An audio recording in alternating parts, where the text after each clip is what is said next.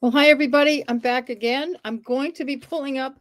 I gotta log into Zoom on my on the other side here, and I'm going to hook up the Zoom meeting. I can find it, and we're going to get started. Um, I gotta find their login information, and ay. For those that don't know what I'm doing, I just ended the select board meeting live stream. This is an all new thing for us to do live streams, and we've got such a busy schedule in the select board chambers that everybody seems to like to have their meetings in. Okay, it's on Zoom. What's the numbers? Okay, is this the right meeting? 824 0626. So bear with me while I type all this stuff in. If there's anybody there, there's probably nobody there.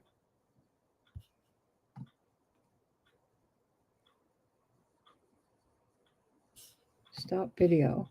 Mute. Meeting passcode.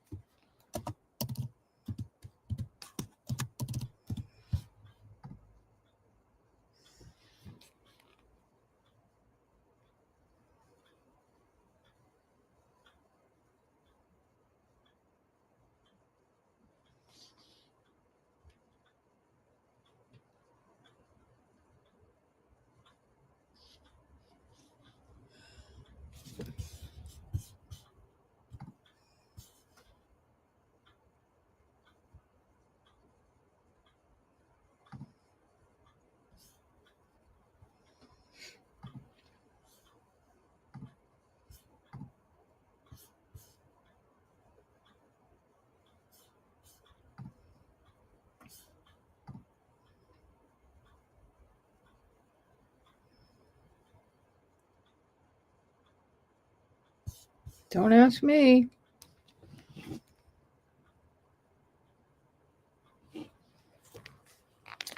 I see somebody's joined us. We're waiting. I don't know what Coscom's doing. I should say, I don't know what TCAM's doing. I'm going to double check the. Doesn't look like they've started anything on the Zoom. This might be a waste of time, but I'm not giving up yet. This is what this agenda says. Let me make sure that we've got the same numbers. Yeah, I think it's the same numbers. Come on.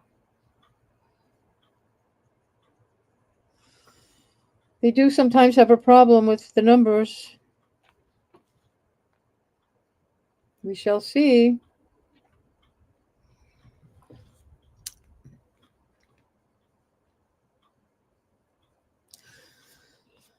If this takes too long, I'm not going to hang around here all night waiting for this.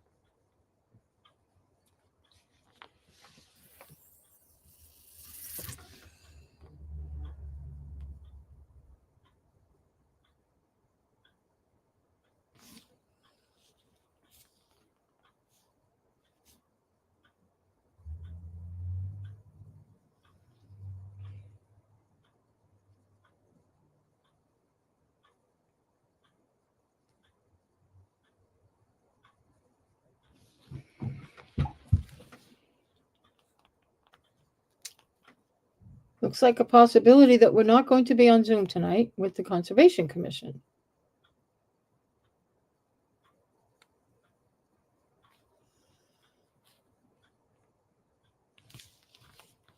Let me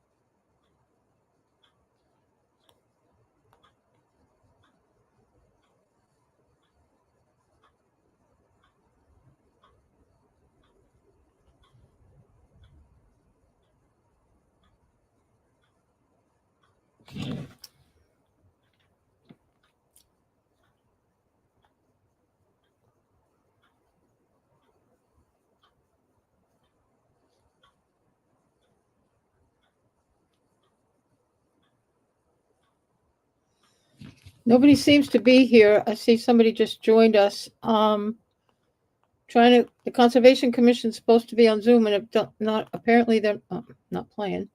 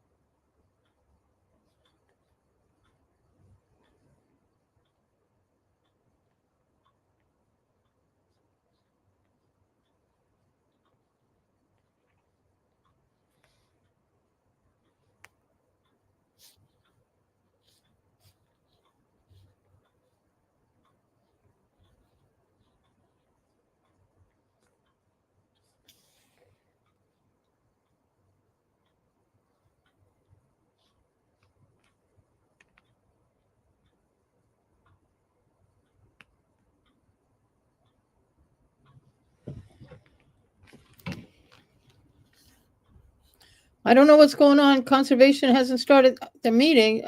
I know they walked in the room because the select board were there. I don't know what the hell's going on. I'm emailing people, but I'm not getting a response.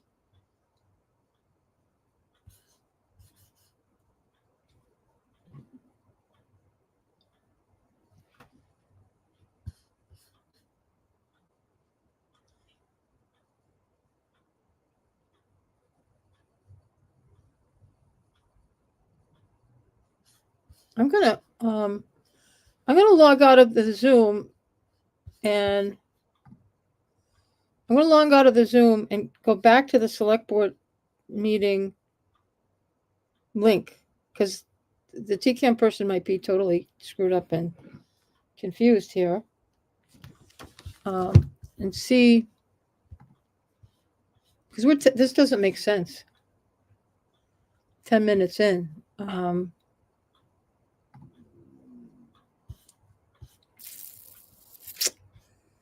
Exit. Join. Gotta look up the select board stuff again. Let's see. See if they screwed that up. I mean, I don't know if this is even legal for them to do it this way. But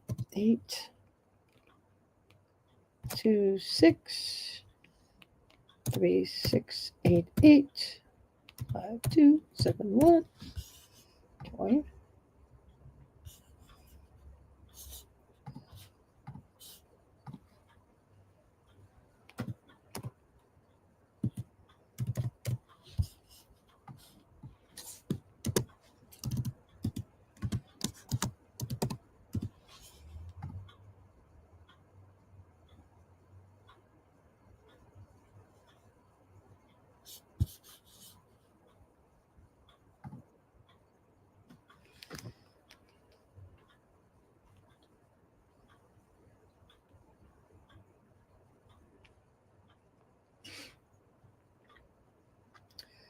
Nope, definitely not it. They've completely closed that out.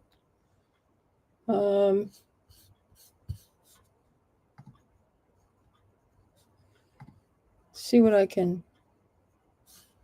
I'm gonna try one more time with the Conservation Commission information. And if this doesn't work, I'm out of here.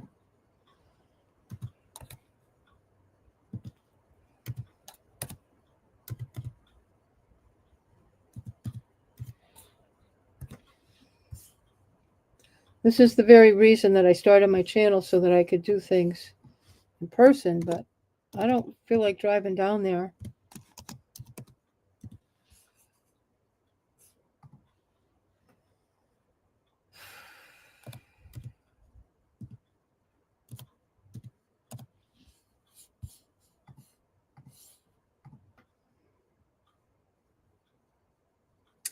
Host has joined. This meeting is being recorded. So we're gonna go to 3.0. Sure. I just finished writing my motions, by the way. Thank you, Courtney.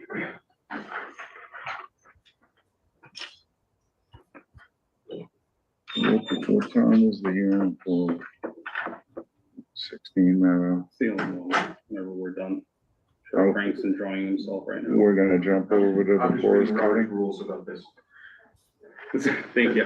Yeah, no, it sounds like you would have been fine, but.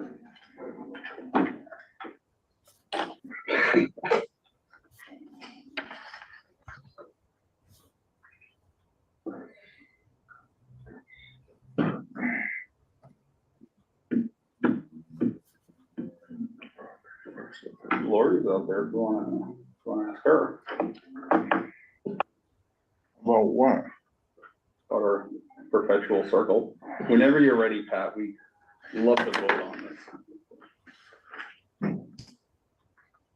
Kevin. He's not. But he's making more copies. 'Cause I didn't. Technically, you don't even vote to approve them. You ask if there are any edits. If there are no edits for discussion, then the meetings are considered approved. If there were no Frank from Dulles and Roy. change. Frank from Dillis and Roy. If you had no changes, like Okay. say, if there was an item in there that said James DeRoland made a motion and James DeRoland wasn't there, Right. then you would open it and edit. Right. But otherwise, if no one has any edits, So moved. it's basically considered adopted. But you guys gotta vote on that, you guys, we didn't have a quorum, we wouldn't do. As long as there's a quorum at the table. you I can was do that. coming in You and can- the road Holy. was late. Frank took care, figured it out for us. I think, Yeah. as long as there's a quorum at the table, you can consider No, the minutes You don't actually vote to approve Over 5 them. minutes for it. The discussion is if anyone has any edits. And if there are no edits, the minutes are then approved. Just kind of administrative. It's not something you really vote on. Okay. So we're gonna vote on it this time, just Which is, because, yes, so we've done it and we've, twice. just, yeah. Twice. Are you ready? Okay, Mike, or someone at the table, let's move this forward. I'll make a motion to approve the minutes of Conservation Commission minutes of October 8, 2025. I second. We're gonna do a roll call vote, starting with Mike. Mike Potts said yes. James Gorin, abstain. James Gates, yes. Kevin Smith abstained. Pat Jamal, yes. Sandra Lord abstained. Wow, man, I don't think we've got a Three times. Colby, did you give more copies out? Yeah, single-sided, legal. Oh. I'm gonna do it again. Twice in a day. I actually have an extra agenda here. All right, Colby's trying to get us a copy of something,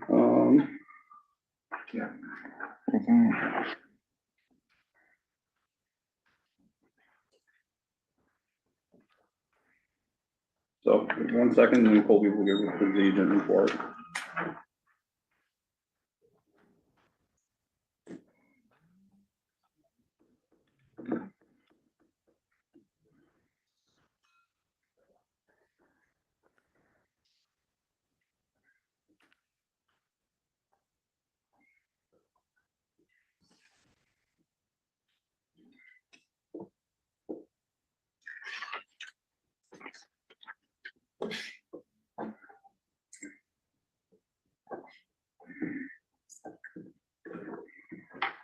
Maybe.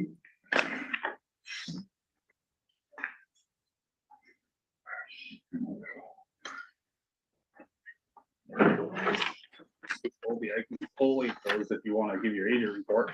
I only have one thing to add. Oh, okay. One IDRF. Here's a copy. Yeah, there you go.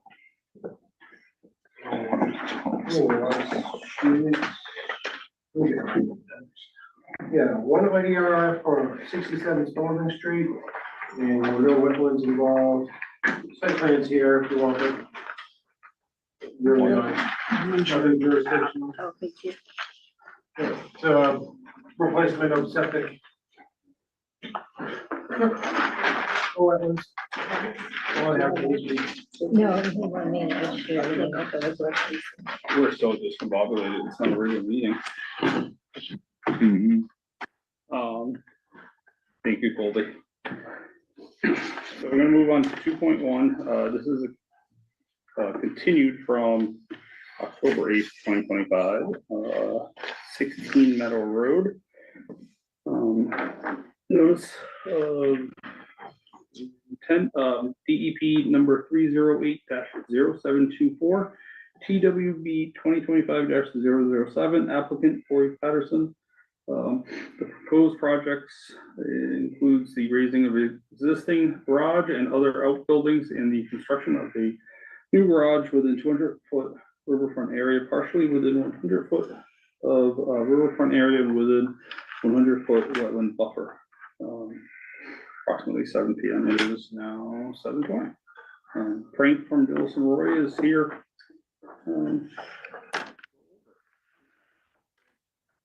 Colby, when you get a minute, can you put up some of the plans? Thank you. Hartley, can I don't think it's hard.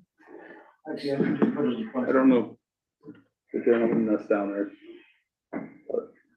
It's gonna be recorded. All right, so yeah, I'll just start. Once again, I'm Frank McPartland with Dilson Roy here on behalf of the applicant Corey Patterson for 16 Meadow Road, Mass DEP file number 308-0724. The applicant seeks to demolish an existing driveway and 4 existing shed outbuilding structures to facilitate the construction of a detached 3-bay garage building with a lean-to on the back, approximately 50 by 50 feet. And a new, replacement 36-foot wide gravel driveway. The outbuildings, the sheds, and the new proposed garage are all located within 100-foot buffer and 100-foot riparian zone off and on unnamed tributary to the Squanicook River. Significantly, most of the property is located within some sort of jurisdictional buffer. The only area outside of jurisdictional areas is where the septic system is located, so you can't put anything else there. All right, plan has come up. So we have here some of the existing outbuildings. 1, 2, 3, 4 buildings here, and this is the existing driveway.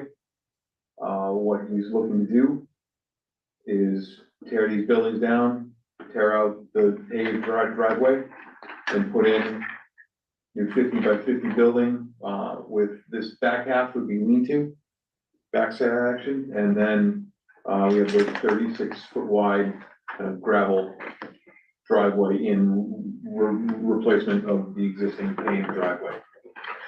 Tributary, unnamed tributary to the Squanicook is on the kind of, this is the, let's see my note there, arrow there. That is the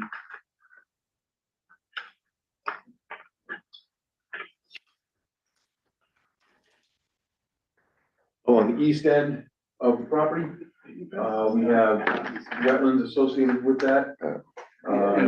To the side a little bit, 35-foot buffer, 50-foot buffer, and then it's 100-foot riverfront, 100-foot wetland buffer, 200-foot riverfront.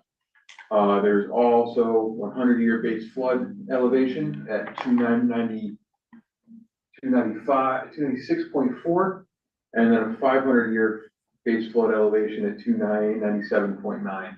The project's out of both of those. We're proposing a straw wattle and silt fence barrier around the limits of work along the 50-foot buffer and then along Meadow Road to prevent any erosion from the project. As part of, because the project is within the riverfront buffer, and alternatives analysis was prepared and included in a letter to the commission on October 2nd, 2025. We discussed essentially 3 alternatives. 2 were listed and 1 was kind of by default. That by default is there's no area to put this garage that's outside of the jurisdictional area due to setback constraints for the septic system. The septic system itself is on the, so the septic area is over here. There's no real space to put, no economically feasible space to put this building on this side, outside of the jurisdictional areas due to setbacks to the septic system. We also looked at setting the building so it's outside of the 100-foot riverfront area buffer. What happens if we do this is we end up with more disturbance than if we're in our preferred original location. So if we set the garage back, we have approximately 5,300 square feet of riverfront alteration in the 100 and 200. If we have the garage closer to Meadow Road, matching the existing setback to this outbuilding, we're at 30, almost a little under 3,500 square feet of riverfront disturbance. So there's actually less overall disturbance if we're inside of the 100-foot riverfront. You're gonna disturb half of that number in just removing the old existing buildings anyhow. Yes. One other thing to note about the property, and I'll ask Colby to bring up some photos that I provided him. All of this is open grass. So I believe there was a site walk probably in October. So you would have seen that. We were out there the year before on a violation. Okay, understood. So that orientation, yeah, so in here would be the unnamed tributary, and then this is all grass. Coming back towards the house. And the same. Yeah, more the same. This would be from Meadow Road, looking out straight across the property. Existing house would be on this side, and the tributaries on the other side. Yep, nope, that's fine. And that's an example of one of the outbuild buildings that would be torn down for the construction of the garage. We have received DEP comments, which were only covered the alternatives analysis, which is why we responded with that October letter.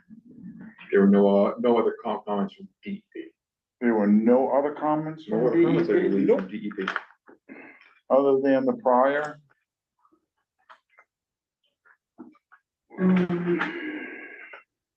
Yeah, No, DEP's technical comments, basically said that, the portions of the project are within the 100-foot riparian zone. And DEP reminds the applicant and the commission that an alternatives analysis, must be provided to, reduce the scale of the activity in order to meet the performance standards. And we feel that our discussion of the preferred alternative, the alternative where it's From deeper. our last meeting?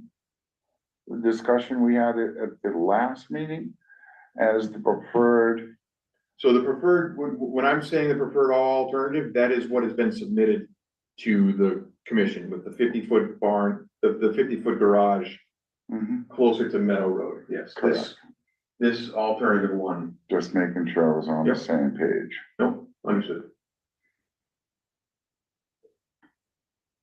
Yeah, basically, like I was saying, all DEP's only comment was, satisfy the alternatives analysis for the riverfront buffer.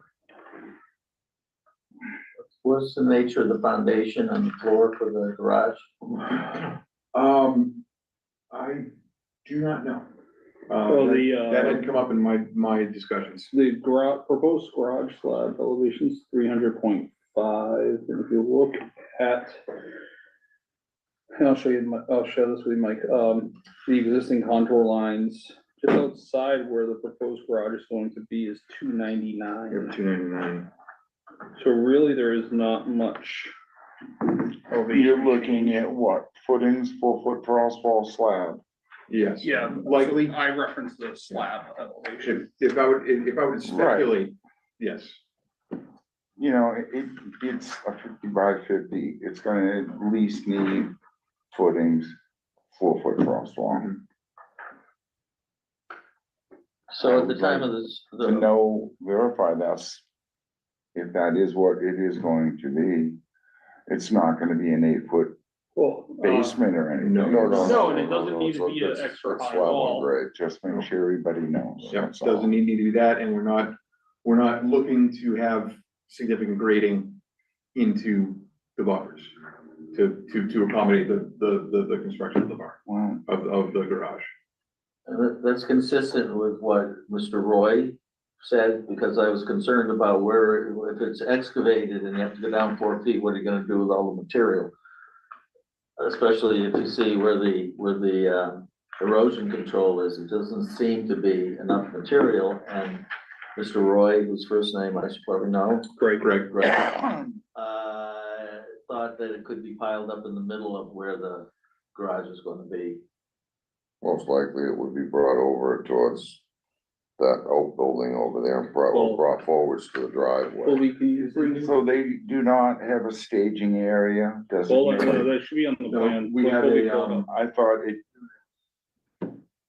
there is a materials construction staging area called out to the here left, to the right, I'm sorry, but To- yeah, to- facing in, to the right. phasing in, within the straw wattle and silt fence barrier.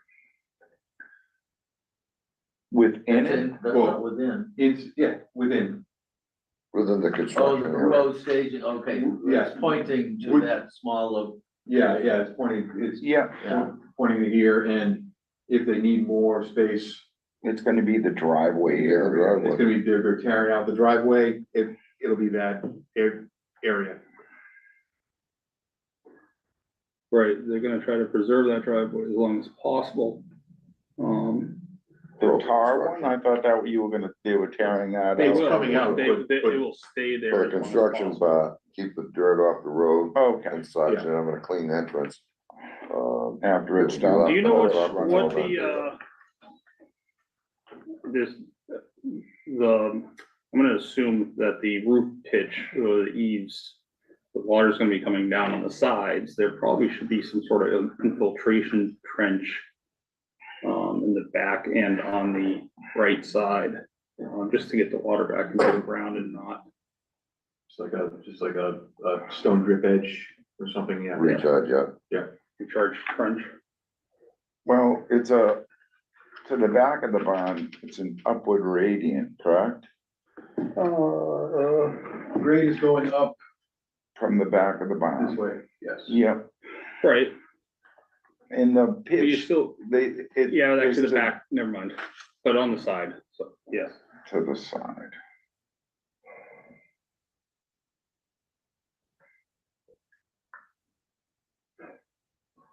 I'm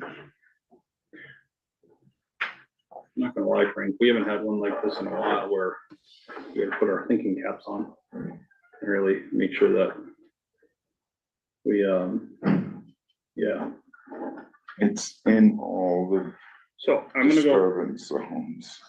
you know, I'm gonna start with Mike and we'll just go around the table, you know, in order so that we can all Okay, well, throw stuff out there. it struck me at the time when Greg, Mhm. Greg, was describing what was going to happen and where things, the staging area might be and all that.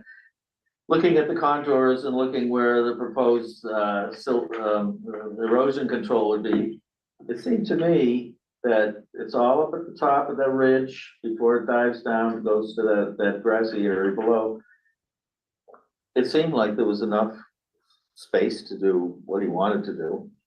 Okay, But I had one comment at the end that's a little unrelated to the actual building of it. But I- okay, Okay.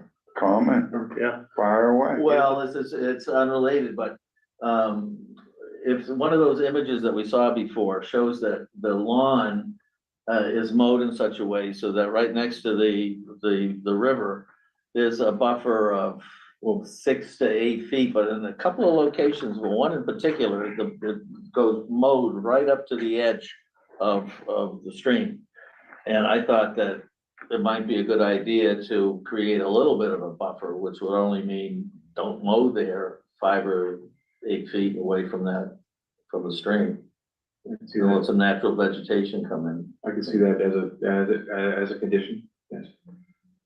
I think you approached it appropriately though, stating it was separate Hmm. from All what right, we're discussing. But still related, because that's why we were out there on the other instance. Those ducks. Yeah, there was a cage in running water. You know, Do you have anything else, Mike or Jimmy? this whole operation, everything is in all of the 50, the 200. It's a wet area. It's a large addition.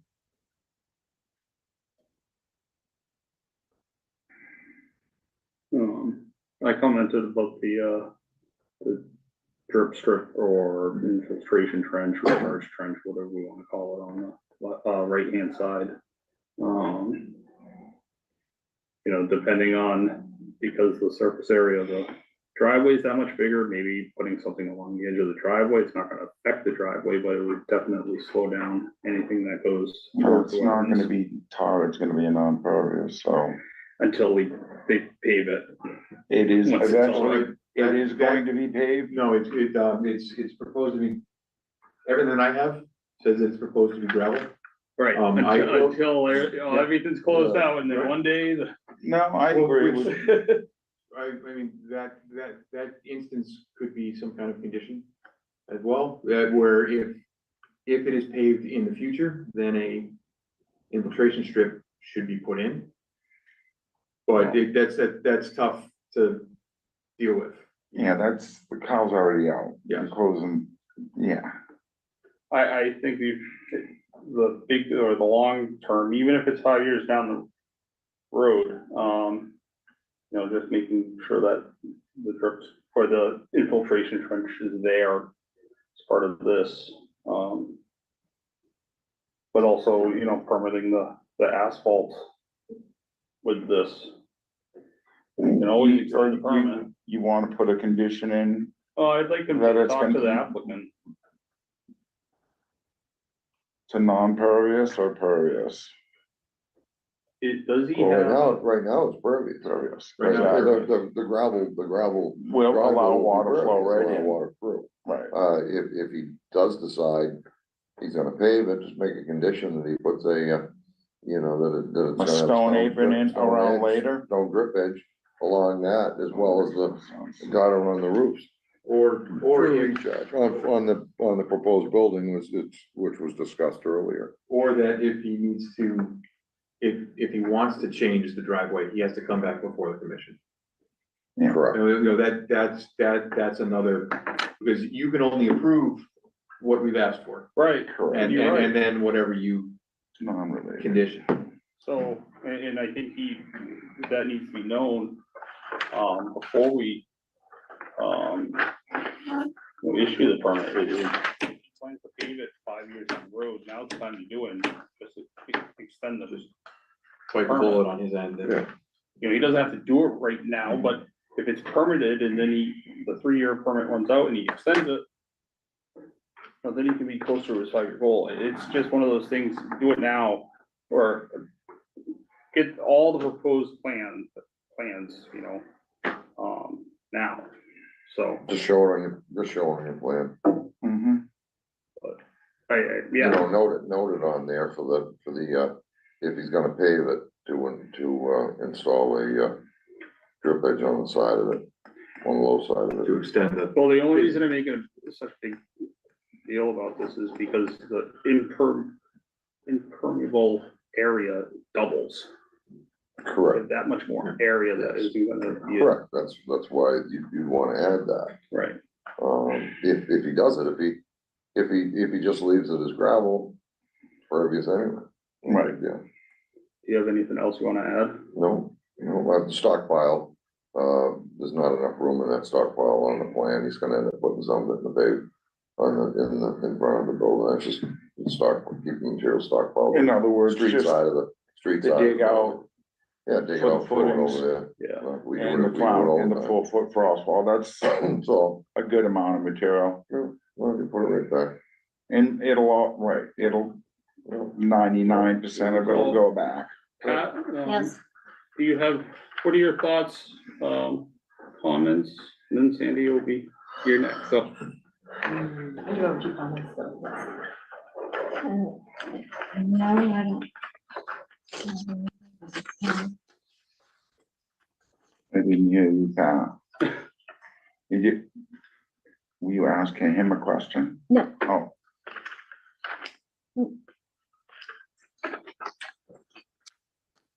Nothing to add? I know you don't like to be put on the spot, I just wanna make sure you're heard. Sandy, Sandra? Okay, either way. Now, do you like being called Jimmy or James? Anything, doesn't matter. I'll play it like you. What? Right? You can call me Bob if you want. No, that's Bob. Bob.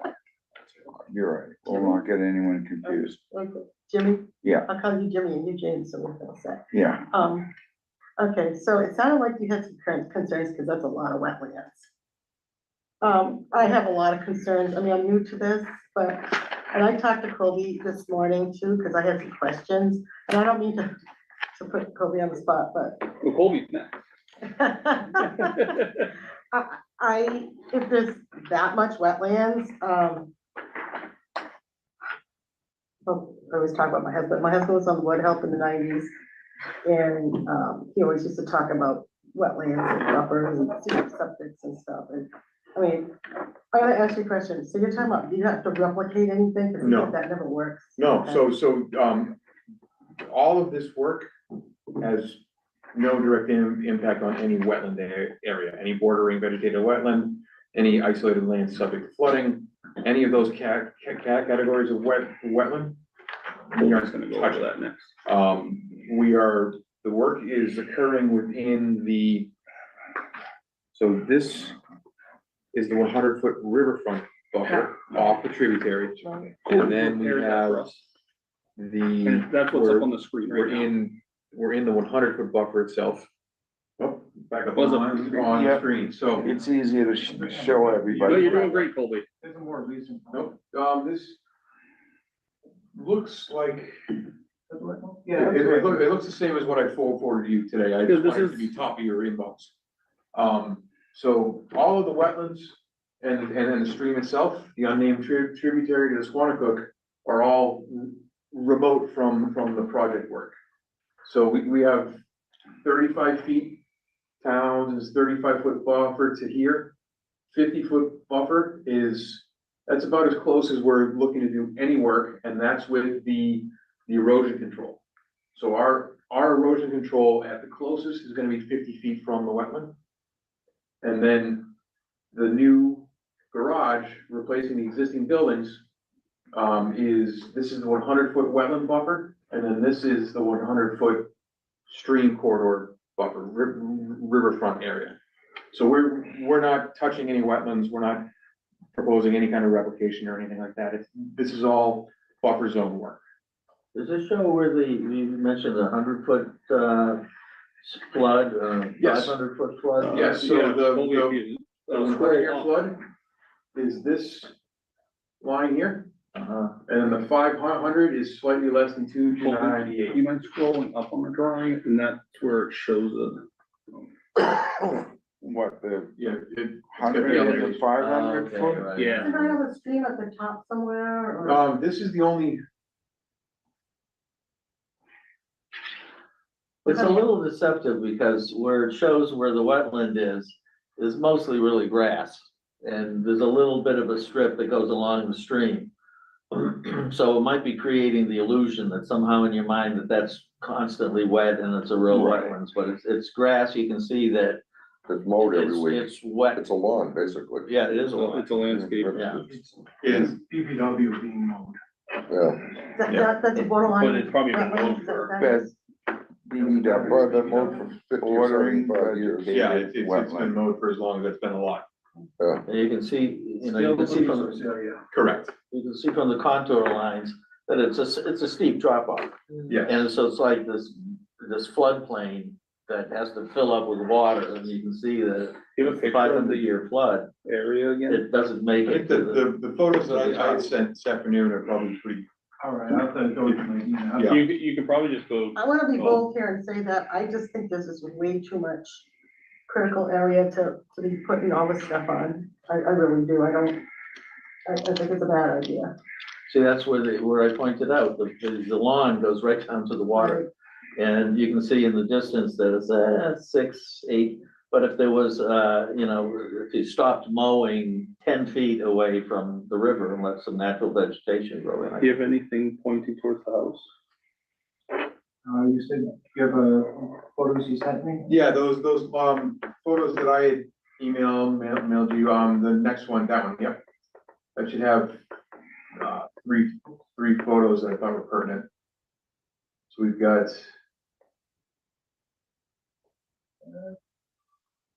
Oh, it's actually, Oh. I gotta convert that, don't I? To the JPEG or I something. was, You all gonna do it then?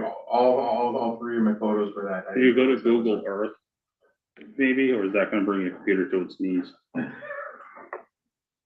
really don't. try it, let me see.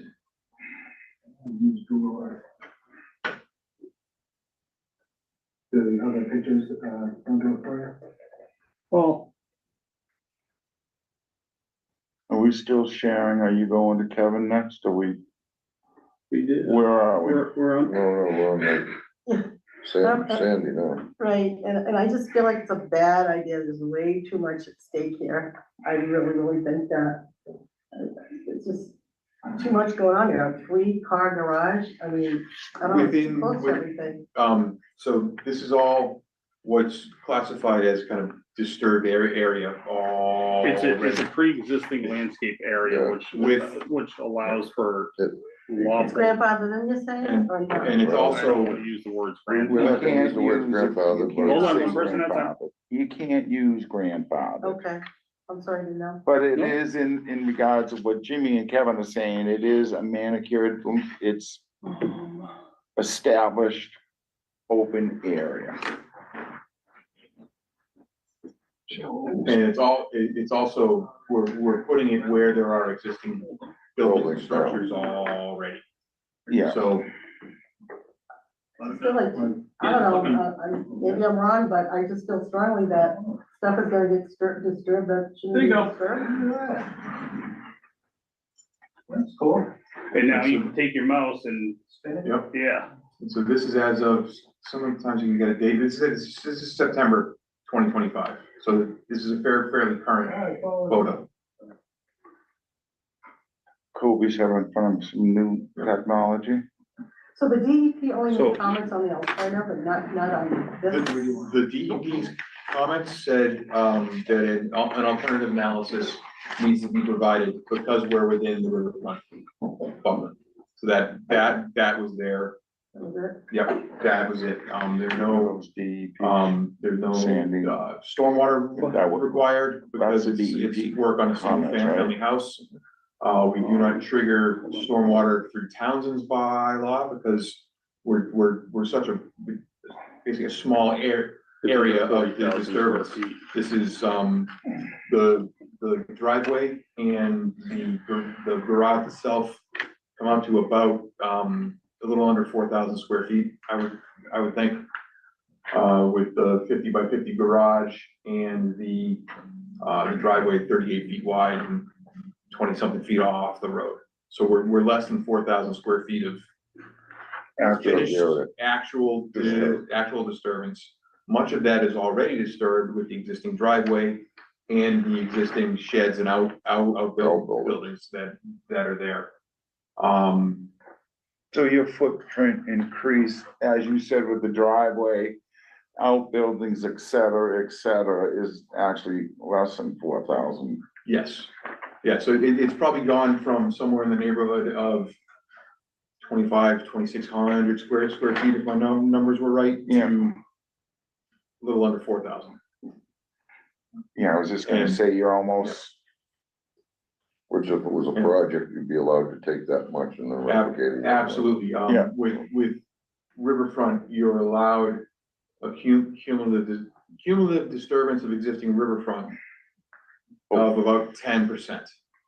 And we are basically right at that number threshold. with, You're right at the we're threshold. right at that threshold. Yeah. And given that this lot is has been disturbed since before the Rivers Act, 1996, we're allowed a little more leeway in what happens. Right. Do you Right. have an idea of all of the sheds that are being removed? Do you have an idea of what the total square footage is? You just have a good I aerial believe that, we do,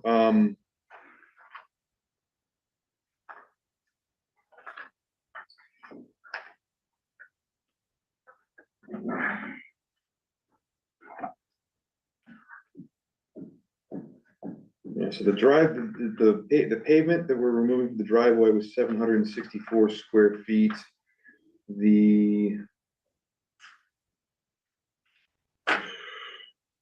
So to add to what Frank was you saying, probably don't And, need 2,000 square feet. so of there's- Buildings. I have 2,300 square feet of new building footprint.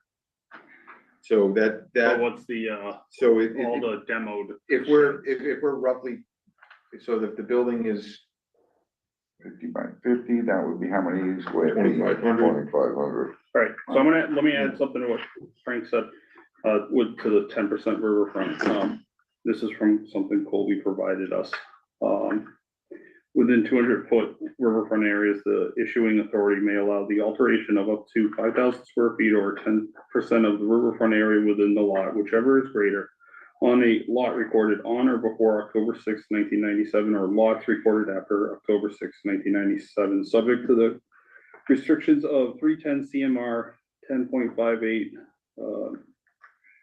or C2 DVI, or up to 10% of the riverfront area within a lot recorded after October 6, 1997, provided that at a minimum 100-foot wide area of undisturbed vegetation is provided, which grasses of vegetation. And that this area shall extend to the mean annual high water along the river unless another location would better protect the interest identified in MGL chapter 131 subsection 40. If there is not a 100-foot wide area of undisturbed vegetation within the riverfront area, existing vegetative cover shall be preserved or extended to the maximum extent feasible to approximate 100-foot wide corridor of natural vegetation.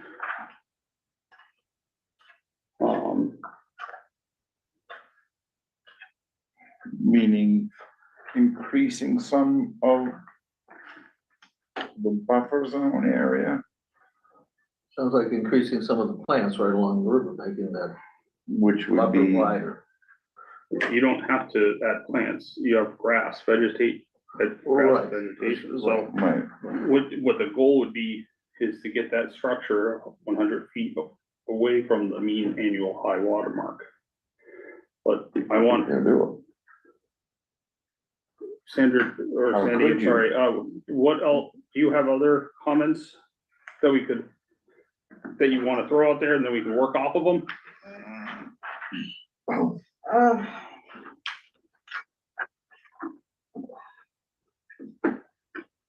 To me, this is a matter of protection of the ecological integrity of the Commonwealth's, river streams, adjacent lands, and, it's a partial quote from what I'm reading here in one of the papers that Kobe had given me. I just have a really concern, I mean, you just said that it was at the, like the limit of, what was that now? What was it? They had the outer limit of, Jimmy, what were you saying? Something about it's at the limit, one of the buffers or something? So at a minimum, 100-foot wide area of undisturbed vegetation. So it's like right at the maximum right now? No, it's at 85 feet. right,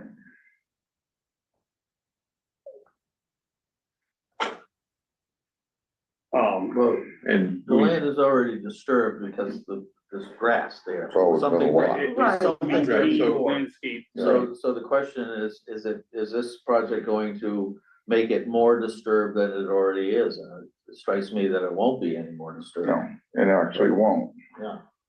There's not gonna be an increase of disturbance, the area is already in effect. Well, that's why I asked, what are the existing sheds all? What I don't know what how is many the there are, but reduction What's going to be, what's to the what the increase is? total square footage of the existing sheds that are being removed and So the determining factor is the topsoil. Topsoil is Certainly. considered degraded, in a degraded area. As it is right now, it is undegraded, Mhm. so. And that's it's held in place by the vegetation, which is So, a lawn. the number that Jim is looking for, that, if you bring the site plan back up, we have, riverfront tallies on that plan, yes. The reason I asked is because, you can put it into perspective of, they're gonna demo 2,000 square feet of, To put Oh, 2,500 yeah. square feet in, So so but how do we, balance out that increase, which the increase is minimal to what they are taking out. So Colby, if we can, the number we need is this total riverfront that's on the bottom right. So if you just move the Zoom window. If you just pull this, perfect. All right, so Jim, right now, within the riverfront itself, we have 2,393 square feet of impervious area. I think it was 767 of that was driveway. So that gives us 800, so about 1,500 square feet of impervious existing. With the increase of the new driveway. And so that's so these existing outbuildings that are being knocked down will be about 1,500 square feet. This driveway is the 760. So what we're proposing to have at the end, we're going from 2,393 square feet impervious total to 2,500 for the new garage. And then there's the gravel driveway. Yeah. So we're not asking, we're asking for 107. 107 Minimal. square feet of impervious, Absolute minimal. which is Okay. negligible to the amount of riverfront buffer on the property. That totals out to the existing, that's the alterations, the existing riverfront on the property totals, it was within the 100-foot riverfront buffer, there's 20,493 square feet. It's about a third of the site total. Because And, of the shed, are you including the sheds removal in those numbers? This is, for that 2,300 number, Existing condition? yes, that's Okay, the and are those existing. sheds, do they have soil underneath or do they have foundation? They're probably just sheds, Yes. sit on cinder blocks. But still, it would. But if I was designing this and putting those sheds in and I had to account for them, that's impervious. Yeah. Correct. Those Yeah. The sheds are impervious. sheds are all, I count sheds as impervious. If this was a deck, I would count a deck as impervious. So those are all impervious surfaces, whether it's a house or a shed or a driveway. So that's why the driveway is inclusive, all the outbuildings are inclusive Well, to not the all, square all foot. the ones within the footprint that are being removed. We're, Removed, correct, not the the, disturbance, so right, not the other little ones in just the pile 1, up 2, 3, 4 for. in the driveway. So Sandy, I'm not trying to ignore what you're saying. Colby prepared something. Oh, I'm sorry. No, don't be sorry. I just wanna have him talk about the, discussion points. Okay. Yeah, I'm gonna start with a couple of points of clarity. We're talking about use of a buffer and buffer zone a little bit interchangeably when they're not, because the riverfront area is not a buffer zone. The 200 feet aside riverfront is the resource area. As opposed to the BVW or border vegetated wetland there, that border vegetated wetland, that's a resource area. And the 100-foot buffer that extends beyond there is not a resource area. It's a buffer. The distinction. Indeed. Yeah. Okay, I'm gonna get into the comments here. Are these the ones for the DEP? But no, They there's, go well, along with the DEP. yes. That's what I just gave you, and I don't know if it has a set in. And, you know, there's several portions of the 310 CMR that are not being adhered to. The performance standards in there state some very different things. We've got 100-foot wide area of undisturbed vegetation along riverfronts. They really hold to that being undisturbed and maintained. Maintained how? What do you mean by maintained? Maintained as undisturbed area, as not being built on. Okay, no, I was just trying to, No, if you need me to explain something, slow me down, ask. But when you say maintain undisturbed, that sometimes you get the wrong impression. I don't want- And I know Maintain. the terminology You that they use. maintain no disturbance of that area. So when you remove, topsoil and make it into something else, driveway or building. Yeah. That is degraded, land now. Correct. It's removed from the functions that the riverfront area are supposed to Designed be for. maintained to perform.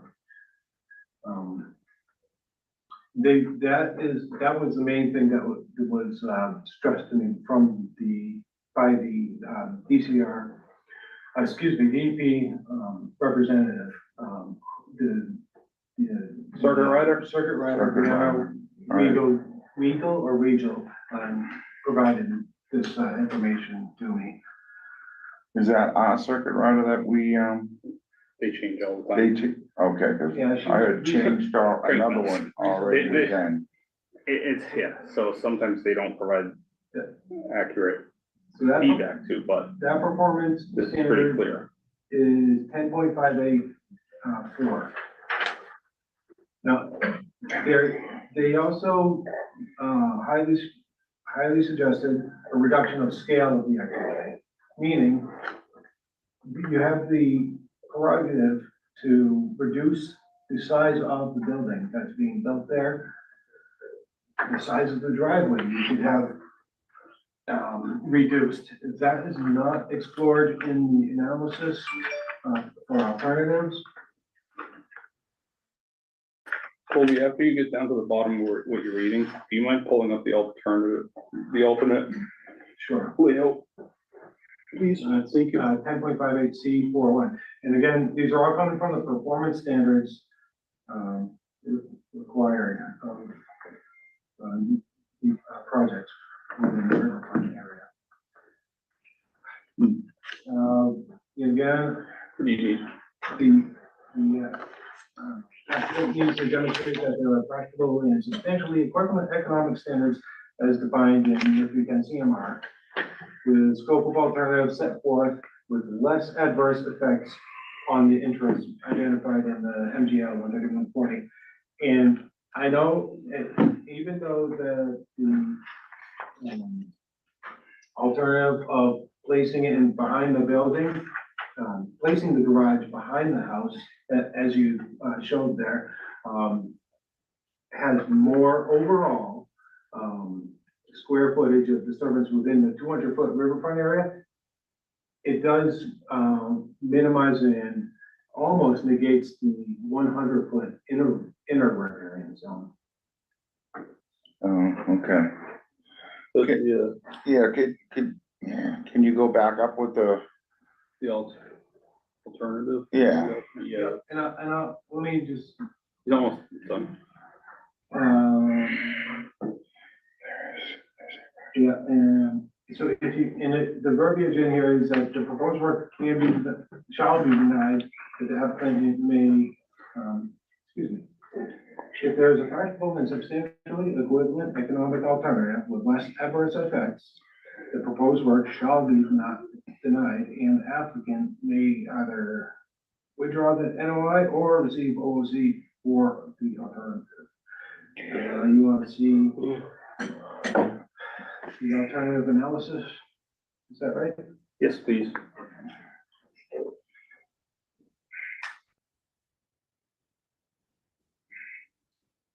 You want the sketch or the letter? letter? Would the letter be The letter? sketch No, I want the sketch. You want the picture? both? Yeah, can we see both? You already have it out. Yep. Left, two, yep. No, you don't have a measurement on it of what the distance is. It's got the overall, so Well, I was looking for the distance between the mean annual high water mark in the corner of the structure like you did on the proposed one. correct. One other issue here too, and this building is skirting the lines between residential and commercial. Due to the size of the 50 by 50? Given the, I did not know I don't know, well, does that pertain, is that within our jurisdiction? it could prompt this stormwater permit if it were commercial. It's not our jurisdiction. I've tried. I know it's yours, but not ours. I know, So I know, does- I've been yelled at. So does a 50 by 50, as far as its square footage, trigger that? Sorry? Does it trigger? Excuse I me. have to look up, I haven't even looked up the parameters for this because we're What is, considering it, for, a residential. Does the applicant run his business? residential garage? Residential. That I would need to Oh, find yeah. out Cause specifically. he owns a plumbing And you're right, company. So- single family homes generally do not require the stormwater. permit. No, did you hear the question I just asked? No, I did not. Does he operate his plumbing business out of? this? I would guess, guess, I don't know. No, I didn't, it was more of just a question for Frank. That's what I had asked. I am unaware, Jim.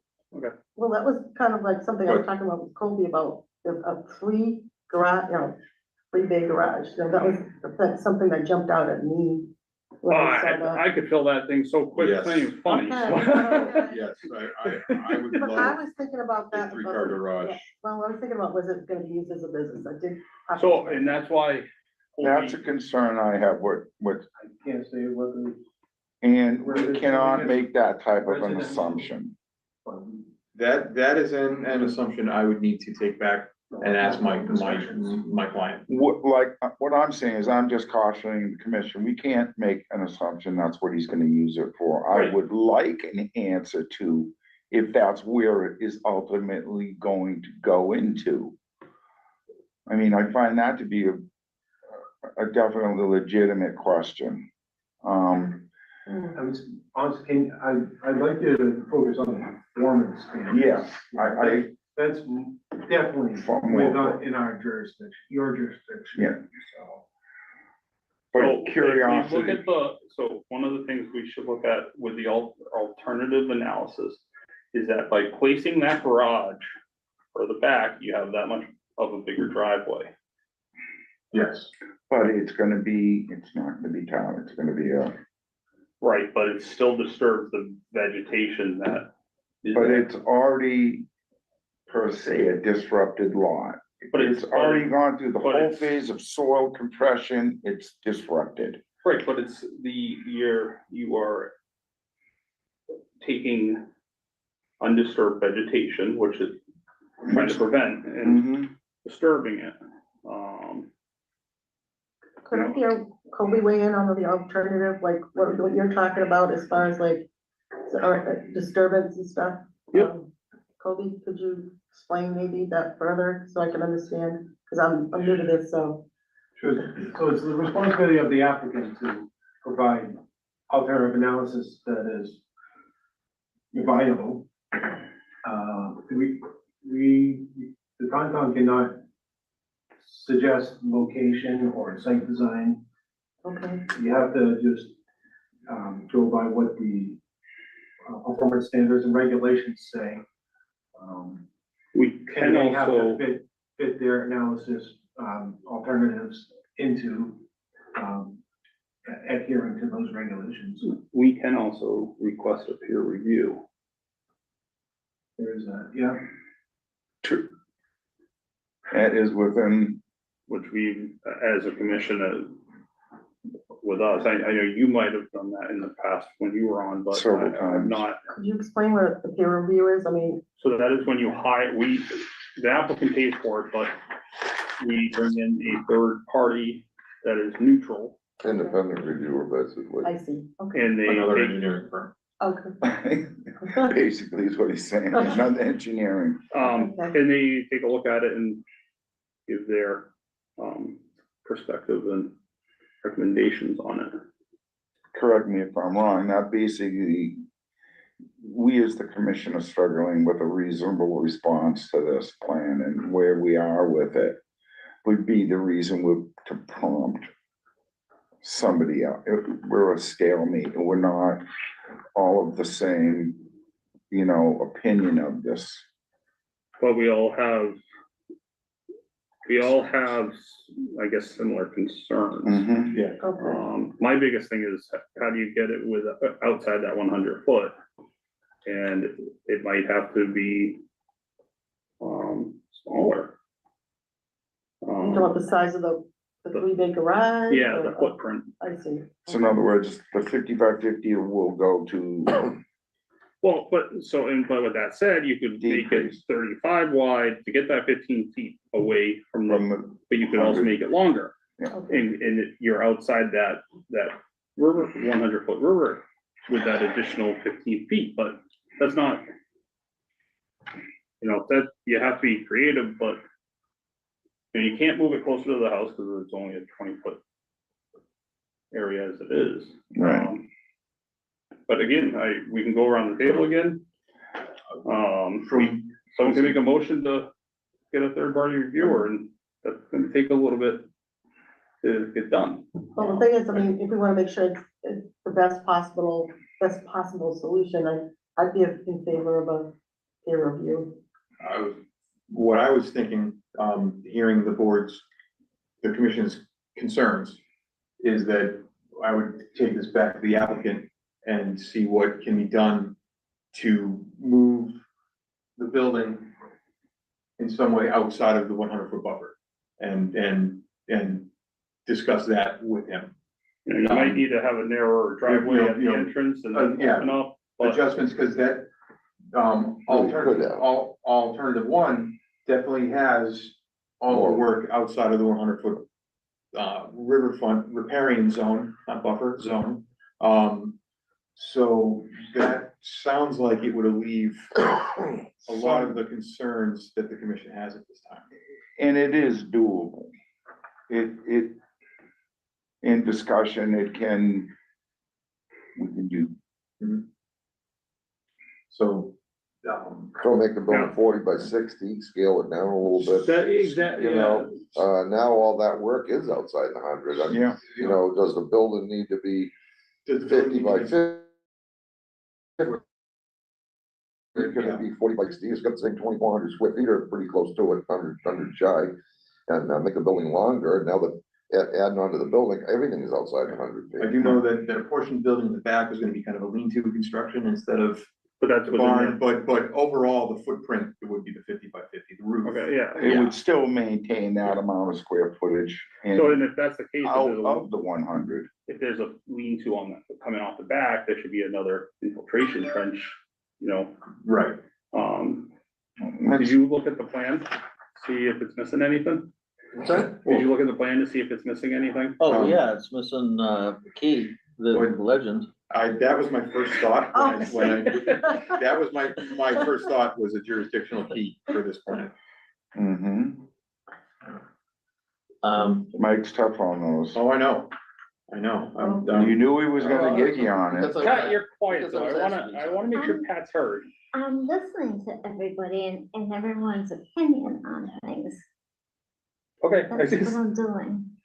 I wanna make sure. Does it matter if he is using it as a commercial building? Well, so the only reason It's a residential area.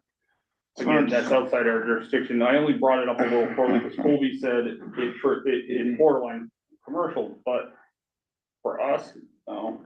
What do you mean? Wear a couple hats. And, What do you mean and borderline I'm not commercial? advocating, I'm just, actually want some clarification, because Stormwater. yes, there's the 100-foot buffer. But if you look at the contour lines, moving it over isn't gonna really change very much at all. But I can understand Well, why. all it's doing is getting it Out of the closer, 100. or closer to being out of the bound. Unfortunately, the zones don't take into account elevation. Yeah, They're just a horizontal area. Well, that's the point I'm trying to This, make. this, you know. this could be 1,000, Technically, this could technically be 1,000 feet above the stream. technically, And we still can be- move it so that it's outside the 100-foot buffer. But what does that in reality get us? I don't think it gets us too much, Better except that we now conform to the regulations. Different jurisdictional compliance. Well, And that's- you're more conformed. Yeah, so that's, in my mind, is that there's the regulations and how much do we adhere to them whenever possible? Or is there some kind of flexibility and you look at the situation and you say, well, whether it's here or here, it's not really gonna make any difference. But if, in So the I'm opinion looking of at- most of the people in this business is that we work as hard as we can to get it outside the 100-foot buffer. And it's been a while since we've had to do it, Yeah, do it this, Something because this tight most of in this these, big. right, and a lot of these single house lots that they're tiny, but they, you know, they're usable now and, Meaning a non-conforming? yeah, as an example, you know, this is something that, you know, we really need to, figure out the, alternative. But you know, the distance that Frank has to the lower right-hand corner of the, what is 82.6. 82 and change, yep. Yeah, you know, we want that number to be 100, so that, at a minimum, so that we conform, and, To the standards of what? but also get it out of that 100-foot riverfront area,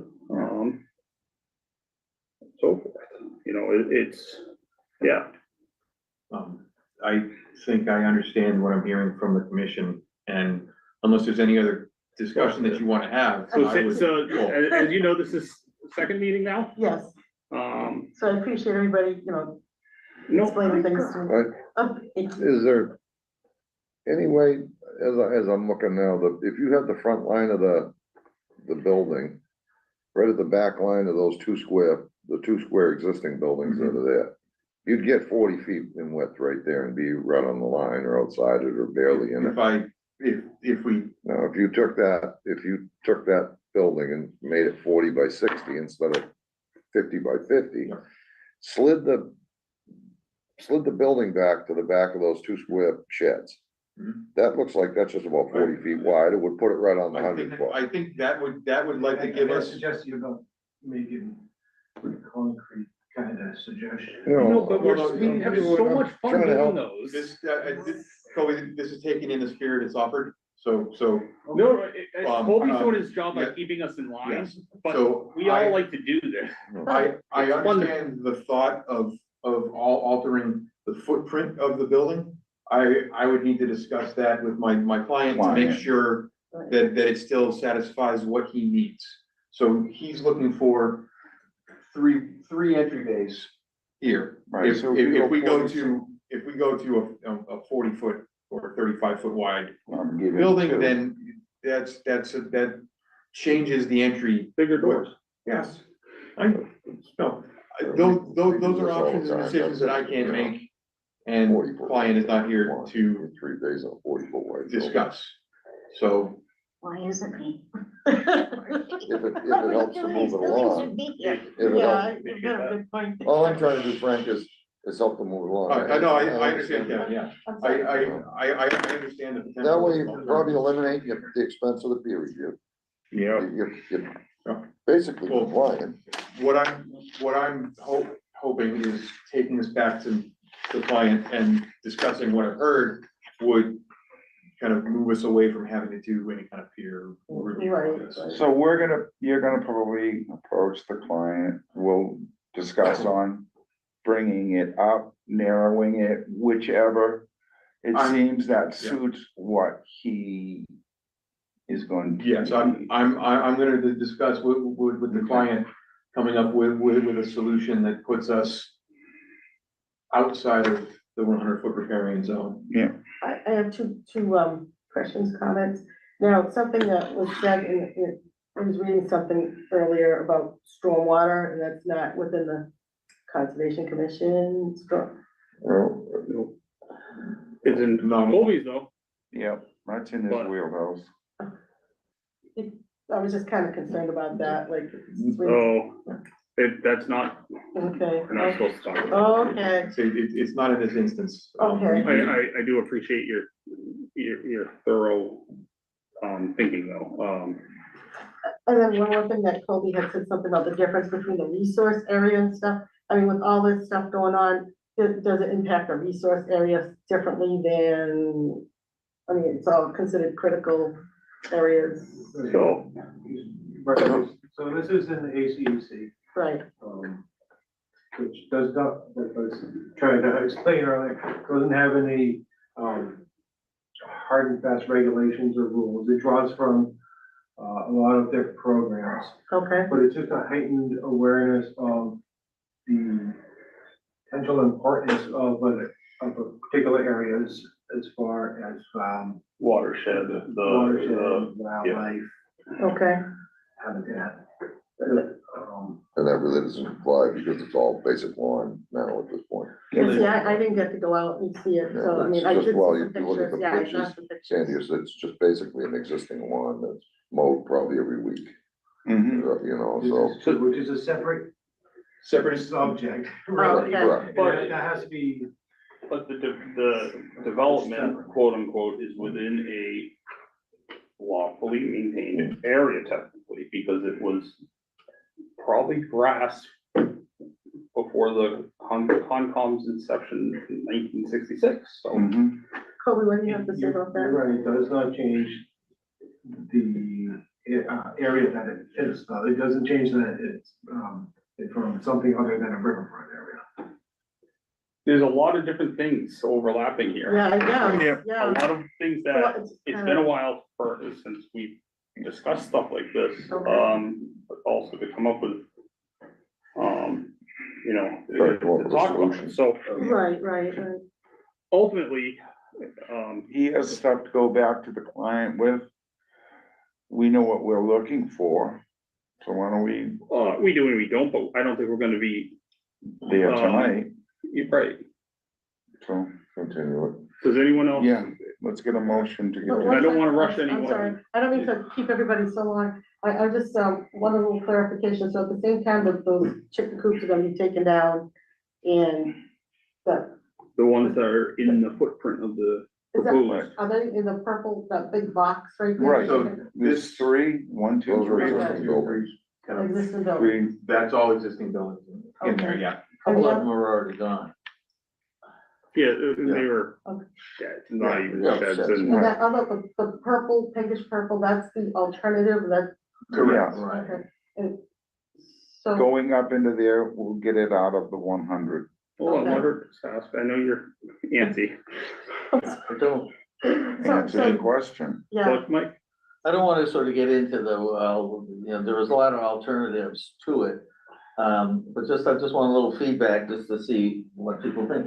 What if you were to take, you don't reduce the size, but you just take it and you make it this way, and so this right edge is right along the buffer? That is something that I was thinking in my head as I was looking at this and would need to, again, discuss with my client. But that is certainly something that occurred to me before it was. I think there's a couple options, Yeah, well, I was just thinking of an option that we wouldn't have to. Oh, reduce the size. Colby's real innocent.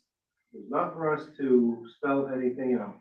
or Define anything. We have to, Yeah, that's just like the DEP can't come over here and suggesting things, they just. no, they just send you a Yeah, they bunch. just say, this is it, this is what this is, and. The comments were, I think, 3 That- sentences. Good luck. with the D, There were, for DEP comments, they were, I felt. Substantial yeah, for the words. But yes, I don't know. You want fishing? no, I wanna reel it in, it's Okay. 8:20. Okay, well, thank you, No, everybody. for, you we're know, gonna, No, we're no, gonna no, discuss no, this no, again. Yeah. It's, You, And it's gonna happen, it happens a lot in town. Can I make a motion? yeah, but we try not to drag out stuff though. we're in No, a big I understand. pond, this whole town is in a bowl. But we try really hard not to drag stuff out, unfortunately, Frank.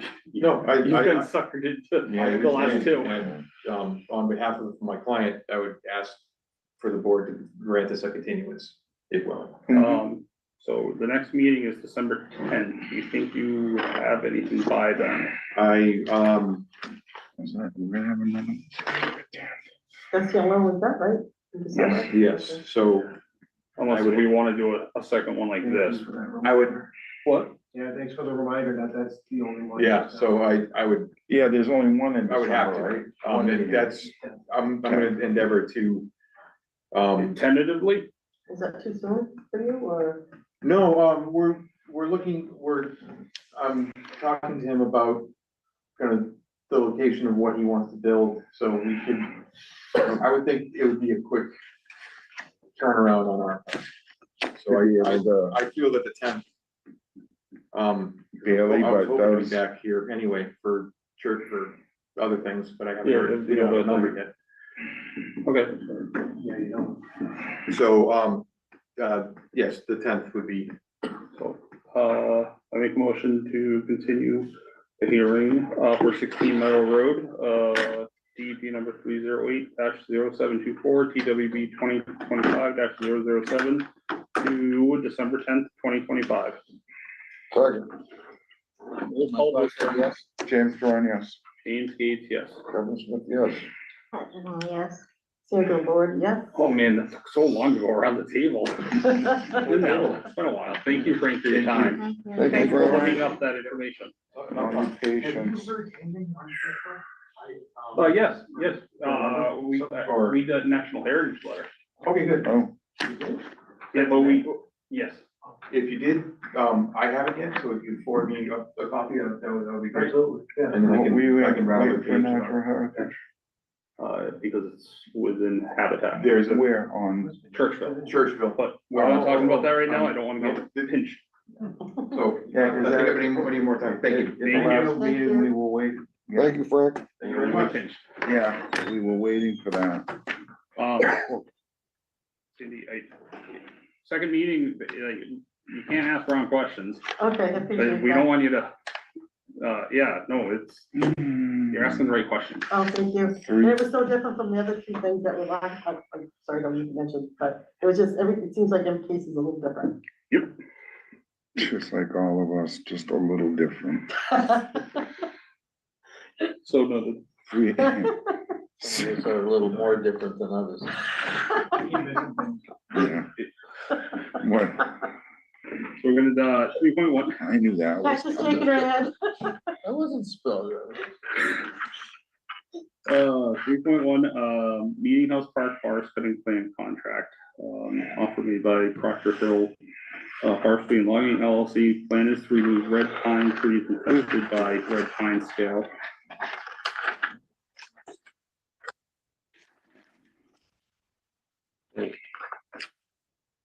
Colby provided us with the timber sale, contract, and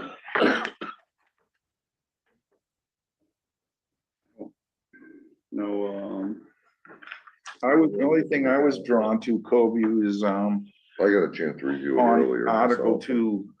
2E, treetop slims not to be chipped.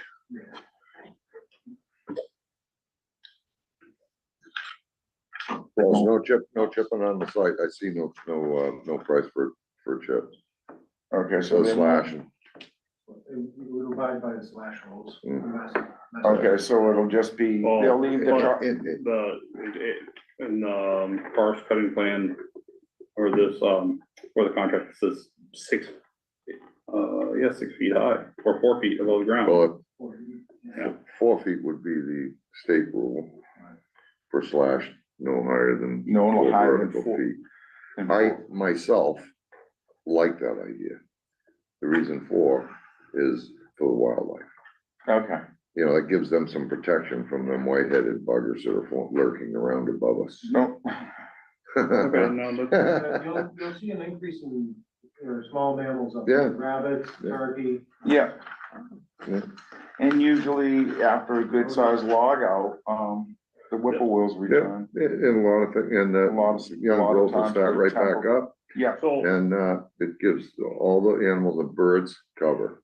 And if you require them to chip it, probably gonna take away Yeah. most of the money that Yeah. you'll get off of that. I don't, I agree that that's exactly how that piece should be cut. all right. So it's basically getting rid of the diseased wood. Is that what it is? yeah, Disease, wood, and So some if other you- stuff that'll be in the way that they'll cut. But Which within is 2 to minimal, 3 years, actually. it'll melt. so It'll be Yeah. gone. Colby, It'll melt. just, so Sandy's new, just real quick, give her, an explanation of what we're doing and why. So we have, it is our largest conservation area in town, right? It is, yeah. It is. It's a big one. Or that's owned by the What is that, Conservation Commission. I don't know. Oh, wow, So okay. it's Old Meeting House Park. Meeting House Park between Highland and 119. There's several properties there that we own or we're in the care and custody of. There's about 9 acres there that has a infestation of red pine scale, and they infest red pine. Once they infest the trees, the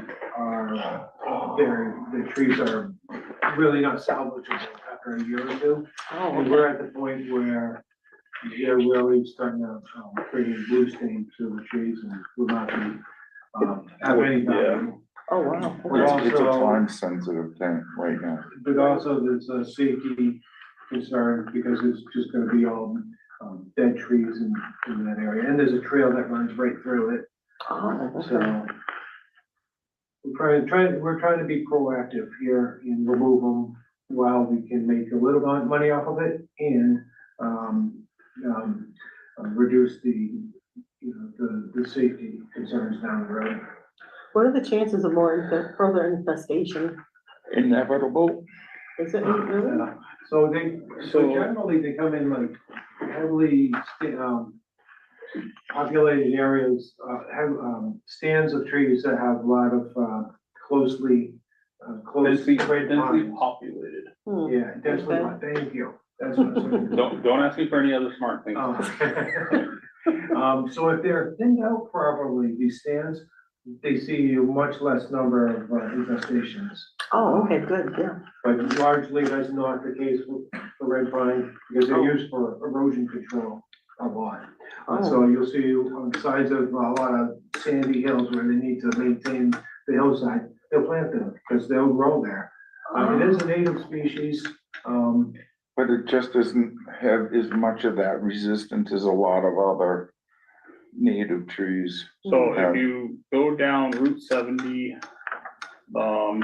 towards, Bolton, where, Fort Evans is, or, Okay. on the left-hand side, there's a whole stand of red pines that are in the same Smoke. situation. Oh, okay. And actually Mass, I forget where, but, online, but there is a map of the Areas that have been infested. Wow, okay. We're on the map. and this insect is out of the bag. It is invasive, but there's no stopping it. Basically, the DEP has just, they're not even monitoring it anymore because it's become commonplace. They're invasive from what area? Like, where do they come from? I think it's an It's an Asian beetle. Asian Really? beetle, Oh, isn't it? wow. I would have to check, I would have to. So, with that said, this is kind of something we've done quick, because. These it would we have to be dealt with. done- Well, Right. it needs to be These dealt we with, dealt but it with needs to be quick. cut during the winter. Okay, I'm on board with that. I'm on board. So this is a 10-acre area that is gonna be essentially just about clear cut. Opened up, windy. It'll come back. Yep. But Mother you have Nature's to, a way of, you Gotta know, get rid of it. Yeah, you have to. healing. So, Colby, do I have to read the entire contract? No. 'Cause I don't know. No. I wouldn't think you'd have to be here all night. Stipulations, so you have to. No, but you know, what we should need to do is, once we approve this, the forest cutting plan should be put onto our Okay, webpage. cool. That's easy. Doesn't need the agreement, it can be whatever, but, the forest cutting plan. Did you say the contract you want up there, or the? No, the forest cutting plan. The forest cutting plan, go ahead. So is this the first time that's ever been infested, or is this an ongoing thing? No, it's happened before, Ah, okay. Not, not to this extent, but the things are changing. Right. We've had tons of infestations, Dutch elm, you know. Gypsy moth caterpillar. so I one of the remember things. that, yeah, it was awful. Just one little clarification. Yes. Since I don't know the labeling here. It's like the white pine, $130 per Thousand board feet. That's what M That's is. 1,000 million. board feet, yeah. 1,000 board feet, okay. And the inch, and the, scale rule, international quarter inch, Yeah, well, how's that, what's that mean? That's the typical measurement guideline that for use to measure logs. It's a 1/4 inch international scale rule. So it's on a map, it's the scale that you use on a map. Is that right? no, No, it's It's a so it's scale for, logging. it's for measuring standing timber. Oh, That's, oh. stumpage is when the tree is on the stump, it's still upright. And, Which you know by heart. Right? well, this. but give them a quick overview, it's breast height, Yeah. breast height, diameter of the log. You know, a forester will look at that log if it's all twisted and bent and it forks off and things like that. That rule is reduced. A good forester will look at that tree and say, well, it's 200 board feet average. That tree's gonna scale about 200 board feet. Takes scalp and measures it, or just slide, measure it, say, okay, it's a couple hundred feet now. Nice, tall 100-foot pine, you know, nice and straight. You know, you can look at it, say that, you know, that tree will scale upwards of 800 feet, say. And where does Or the 500. quarter inch come in? 1/4 inch scale is, now now you're gonna attack my memory. There's a 1/4 inch increment in the There's scale lots of rule. ways to measure logs Yeah. and trees. There's the international scale I'll caliper. look it up. So I think the international scale is measure the diameter of the bottom of the log and then the top of the log. And they have, the scale part is that they figured it out Correct. over, you know, measuring, you know, thousands, millions of trees, how many board feet are in that tree. Okay, But I used to be pretty good like I at it said, back there's in the different day. ways to measure it. So. Now, do stumps have to be removed or anything? No. No. No part of the, here, give this. No damage, you know, less do that, impact to the Sandy? ground. You can keep that. You can take that Pat, one. if you want one, or Mike, Bob, if you want one. We actually have them right in the That's office. actually a good little handbook. Gives you a lot of good Yeah. insight. Oh, Mike, here, Mike. oh, you got one? Thanks. So one question I had was, do they put, obviously the purchaser, is, what? It's Craig, but Yeah, do they put the, contract up to bid, for the logging aspect? So I know he has his own logging team. I don't know if he subcontracts some jobs or not. I believe he does. Cause it says the seller, purchaser, and purchaser's contractor. Sorry. So Article 3, the seller, purchaser, and purchaser's contractor are independent and there's no other relationship between them. Would be very nice to me. This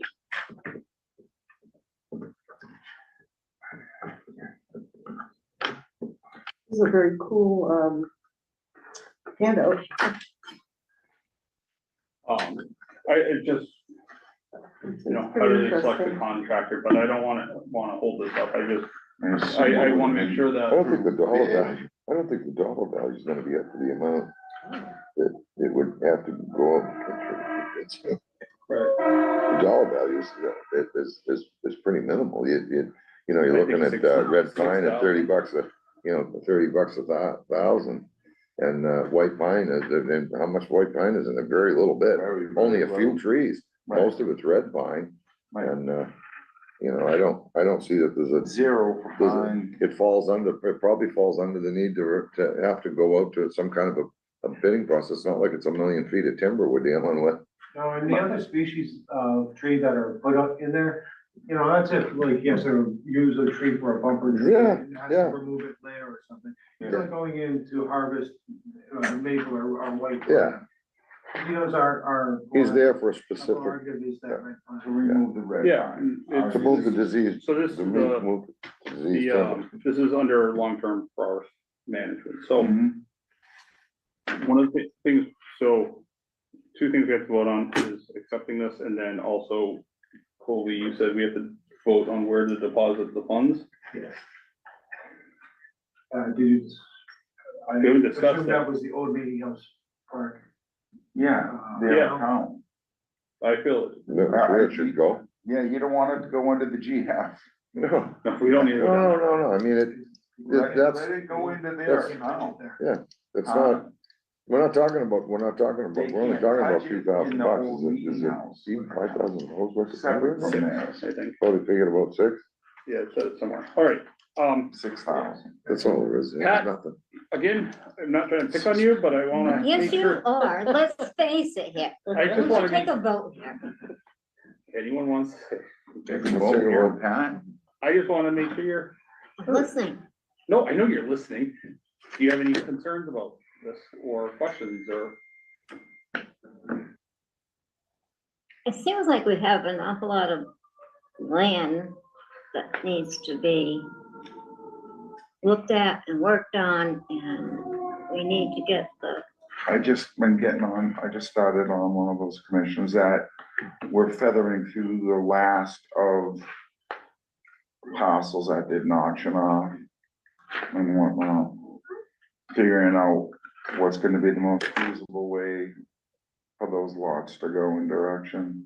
I guess what you're trying to say is Et cetera, et cetera. some of these lots need to be managed, Yes. the woodlands. well, I know we talked about the Boy Scouts helping out with different things and, That's you know. different, yeah. That would be like in trail maintenance and trail Yeah. construction, Blazing. Did we have which I'll be any of bringing them up, I do think, in a that? few minutes. Yeah, I thought they were. They're supposed to, They didn't make it, not yet, right. they know they've committed to it. Before we adjourn. I'll remind them. We're gonna bring that up. Are you talking about for the meeting house one or someone No, else? West Meadow, we had Oh, two West Meadow. parcels up there that, Okay, so I need to Boy reel Scouts this in, were because gonna- I, Yeah, I am just beyond Be- tired right now, and just spent, so. Pat,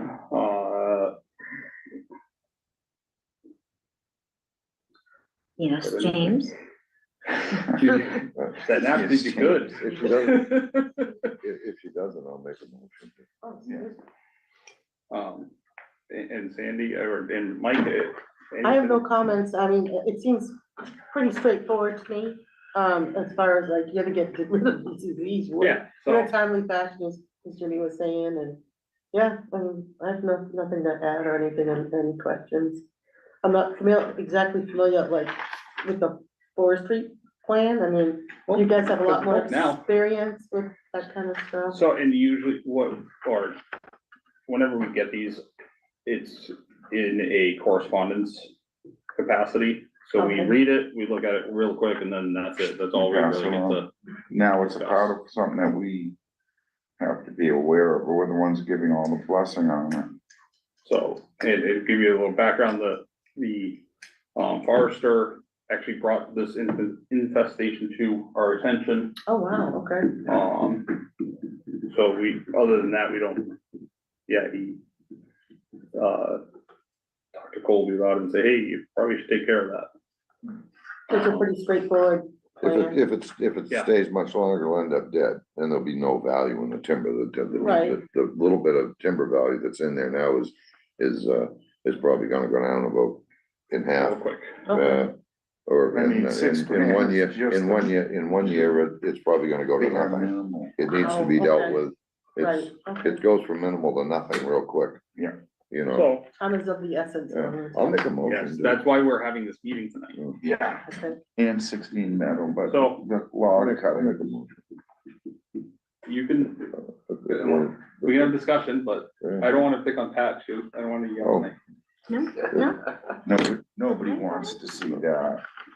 no. Kevin, or someone, whoever wants to do. Go ahead. I'll make a motion to approve this forest cutting plan from Craig Birch for that 10-acre parcel down on Old Meeting House Park with Bill Cruz, licensed timber harvester. Wrap it together with the deposit the funds. And along with to be approved and by conservation and the funds, whatever they are, to be deposited into the Meeting House Park account for expenses on future. Wait a second. Second? We'll call that starting. James Dorian, yes. James Gates, yes. Kevin Smith, yes. Pat General, yes. Sandra Lord, yes. Who seconded that? Mike did.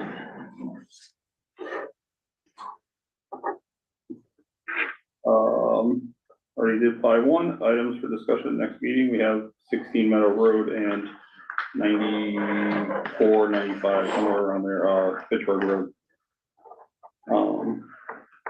Next meeting is December 10th, 2025. That is our only meeting in December unless we have to have an additional one. Yeah. Someone want to make a motion to adjourn? Before we make a motion to adjourn, I had some kind of sad news, lately, pertaining to my health and, my personal life. I have to, comes with a heavy heart. I've got to, retire from the commission effective probably December 1st. Actually from my years of time service, probably town service, probably about 30 years in total. And, so that being said, I want to thank the board and everybody I've worked with here over the years in the town hall. And hopefully I'll be back sitting on the other side of the table for a while. And some of you members are familiar with a project that we're working on out on the north side of town that'll be coming to you. I think Colby's been there, a couple of members are familiar with it. It's a small scale subdivision on a large parcel of land. And my plan is, and we are going to do that. We're going to donate a large piece of land along the Mason Brook and its greenway to the state line. And then there's going to be another parcel of land connected to that that's going to go westerly all the way along the state line to the back of the property. And then it's going to turn and it's going to connect to a piece of property that's held by North County Land Trust, which will give that property access that's now currently landlocked, as I believe would be open space conservation. And I plan hopefully to do that. I hope to do it this year. I won't be doing it this year, I'm sorry, early next year. There you go. I was wondering when This year's you, over. hello? I know it hasn't been before the board will see it, but you'll see the intentions. I think it's between 15 and 20 acres. I plan to donate to the Town of Townsend Conservation Commission. So Not fish and game. I'll forever be conservation, the Conservation Commission's land. I expect to be personally delivering the deed to the Conservation Commission board.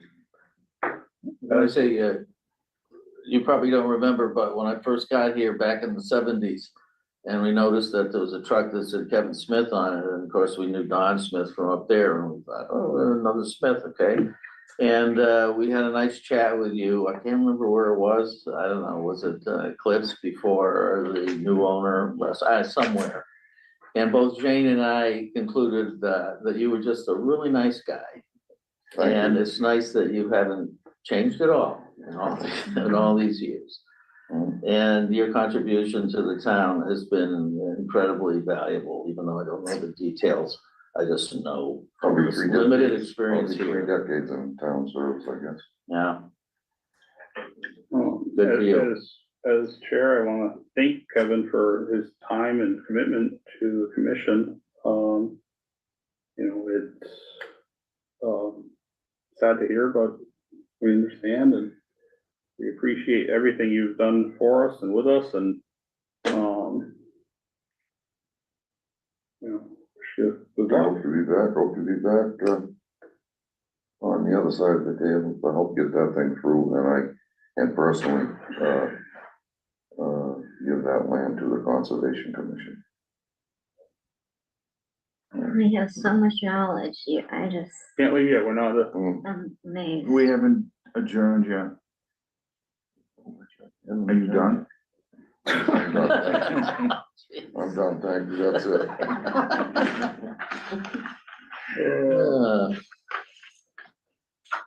Well, we have to be on before we can adjourn, that's just one, I'm just No, you verifying. can't be done until he turns the letter in, so. Well, I know. I'll even make the motion to adjourn tonight's meeting. Second. Unless you wanted to, Who took my second? I did. I haven't done any of them. Mike, At 8:50 PM. Mike Pot said yes. James Durant, yes. James Gates, yes. Kevin Smith, yes. That's generally yes. Sandy Lloyd, yes. Thank you. The recording has stopped.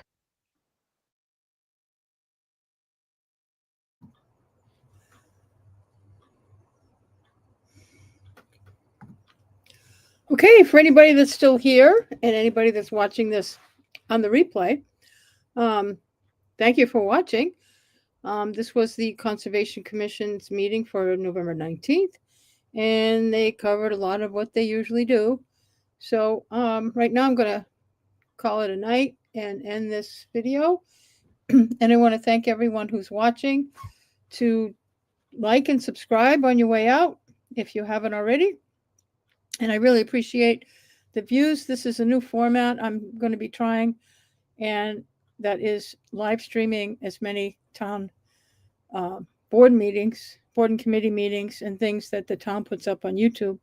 Or the town puts up on Zoom, I should say, and be able to live stream them.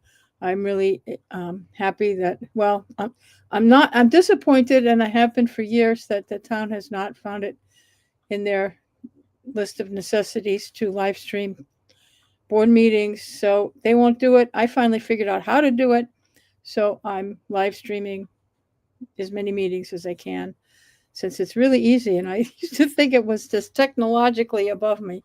I couldn't figure out how everybody was doing it on all these other YouTube channels. And I just decided to look through this again. And that's like, well, that's easy. What the hell was wrong with me? So now that I know how easy it is, I hope to do this again and again and again.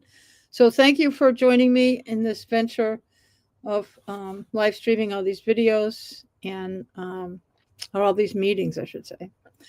So thanks for watching, and I really appreciate everybody who's watching the videos, and hopefully it helps people in town get information sooner rather than later. And you will get it sooner. These board meetings are going to be on my YouTube channel right now. As soon as they're happening, and TCAM will take 3 or 4 days. I'm the earliest to get these meetings up, so I'm putting it up right away. And there's no reason not to. So have a good night, everybody.